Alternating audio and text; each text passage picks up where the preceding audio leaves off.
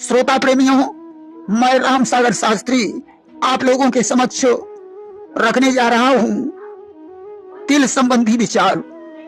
देखिए, तिल, मस्सा, भौंरी, इनका एक ही विचार माना गया है। इनका पुरुष के दक्षिण भाग में और स्त्री के वामांग में होना शुभ माना जाता है। माथे का तिल अगर पुरुष के बाएं, स्त्री के दाएं तरफ हो तो परेशानी से उम्र कटती है, यानी पूरी जिंदगी परेशानी में ही गुजरती है। ठोड़ी पर तिल पति पत्नी के मेल को कम करता है। पुरुष के दाईं आंख पर और स्त्री के बाईं आंख पर तिल आपसी प्रेम बढ़ाता है। स्त्री के बाएं गाल पर, पुरुष के दाहिने गाल पर तिल धनवान बनाता है। होंठ का तिल कामी बनाता है। कान पर अल्पायु, गर्दन का तिल आरामदायक, पुरुष के सीधी भुजा पर और स्त्री के बाईं भुजा पर तिल आदर देने वाला होता है। नाक पर तिल यात्रा करवाता है। पुरुष के दाहिने सीने पर और स्त्री के बाएं सीने पर तिल आपसी प्रेम को बढ़ाता है। कमर का तिल परेशानी में जीवन कटता है। यदि छाती के बीच में तिल हो तो शुभ माना जाता है। हृदय का तिल बुद्धिमान बनाता है। पेट का तिल साहसी बनाता है। पीठ का तिल यात्रा करवाता है। दाहिने हाथ या हथेली का तिल पुरुष को धनवान बनाता है। स्त्री के बाएं हथेली में होना चाहिए। पुरुष के दाहिने पैर का तिल बहुत धनवान बनाता है। स्त्री के बाएं पैर में होना चाहिए। पांव के तलवे का तिल भी यात्रा करवाता है। हथेली के मध्य का तिल धनवान बनाता है। जंघा एवं जननेंद्रिय का तिल कामी बनाता है। इसी प्रकार शरीर के किसी अंग पर छिपकली के गिरने या गिरगिट के चढ़ने का फल बताया गया है।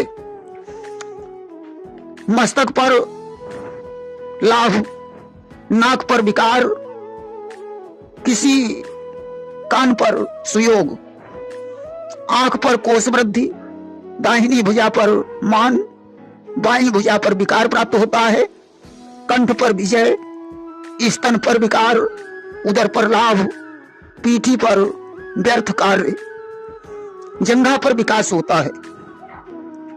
हाथ पर लाभ, कंधे पर हर्ष, नाभि पर लाभ, कमर पर सुख सुविधा प्राप्त होती है।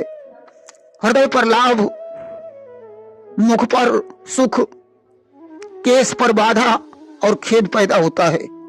दक्षिणी पैर पर प्रवास, बाएं पैर पर कार्यनाश, गुप्तेंद्रिय पर भोग, पीठ पर कलह, बाएं पैर की उंगली पर शोक रोग की प्राप्ति होती है।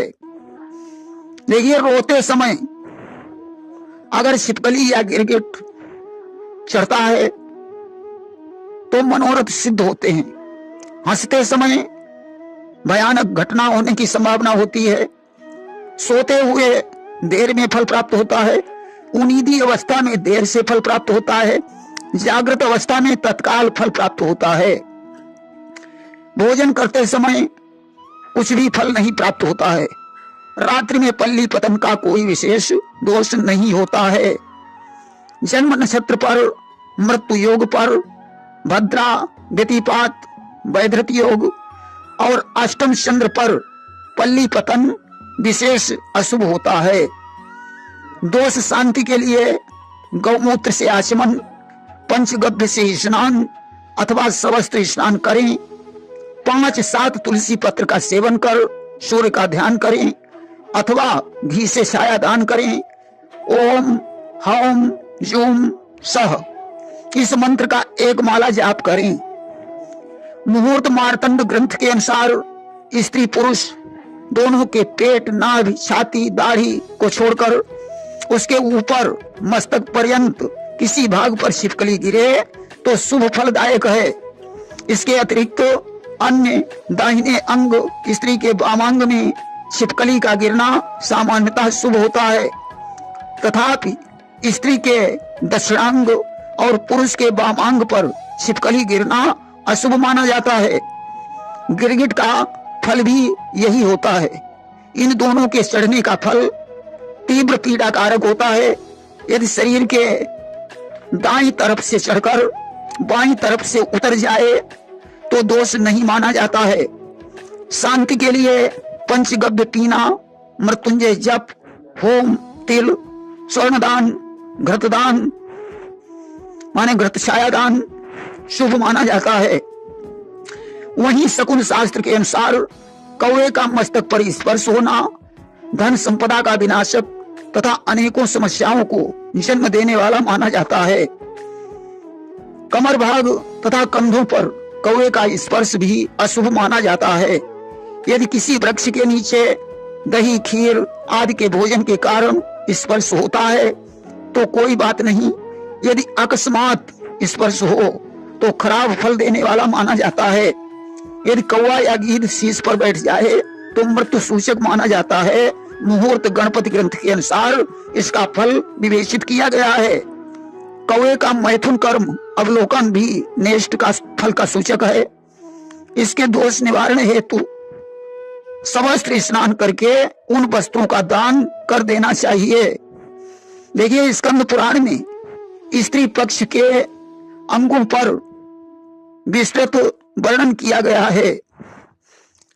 कमर के नीचे तक बालों का लटकना, ऊंच मूछ और दाढ़ी में बालों का होना, वक्षस्थल पर रोंगटे होना, छिद्रे दांतों का होना, काली जीभ होना, पेट पीठ में रोम चक्र होना, नाक पर काला मसा या काला तिल होना, काना होना तथा चपटी नाक, होठों का मोटा होना, दोनों भुवों का जुड़ा होना खराब माना जाता है। उन्नत मस्तक, नाक के अग्रभाग में लाल तिल शुभ माना जाता है। इसी प्रकार किसी बच्चे के बाम हाथ में 6 उंगलियां शुभ मानी गई हैं तथा पुरुष के बाम आंख में विकार होना भी शुभ माना गया है, क्योंकि भगवान ने शुक्राचार्य का बायां नेत्र फोड़कर उन्हें वरदान दिया था कि तुम्हारे बगैर कोई शुभ कार्य नहीं होगा। सूरदास का मिलना भी शुभ माना जाता है। अधिक जानकारी के लिए स्कंद पुराण या स्त्री जातकम ग्रंथ पढ़ें। प्रेम से बोलिए वृंदावन बिहारी लाल की जय।